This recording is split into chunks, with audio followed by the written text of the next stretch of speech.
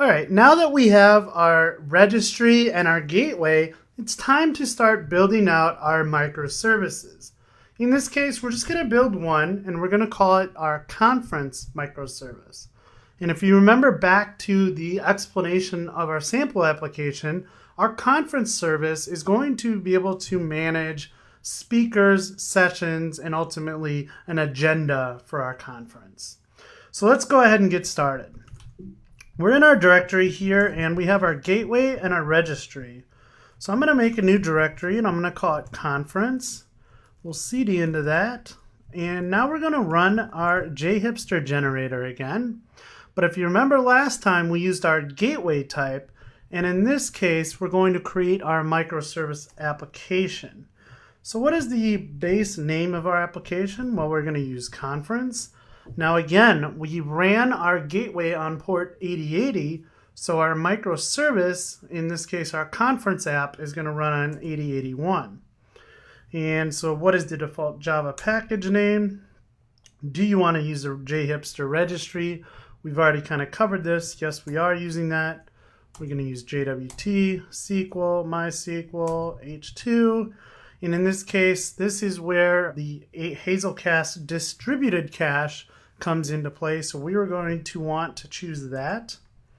We'll use Maven, nothing there, no internationalization. We'll have some testing support and no other marketplace generators.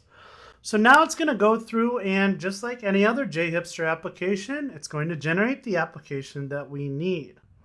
Once we're done, we'll go ahead and use our Maven wrapper to run this application, and let's go ahead and do that now.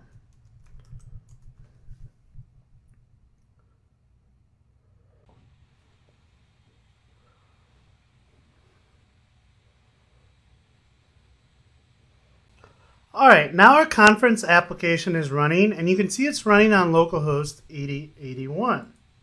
Now we're never going to run it here, but I do want to run it just to let you see what comes up if you do try and run it.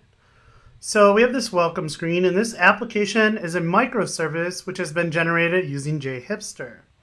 So again, this doesn't have a front end, and we're never going to directly hit this application.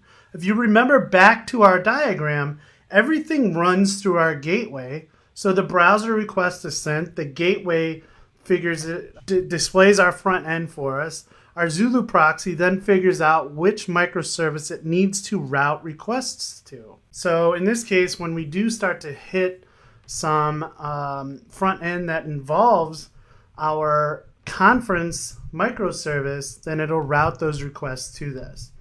But at this point, we have nothing going on because we haven't generated any type of data model for our conference application. So we are going to do that in the next application, and once we do that, then we can come back to our main gateway app and see the UI for our conference microservice app.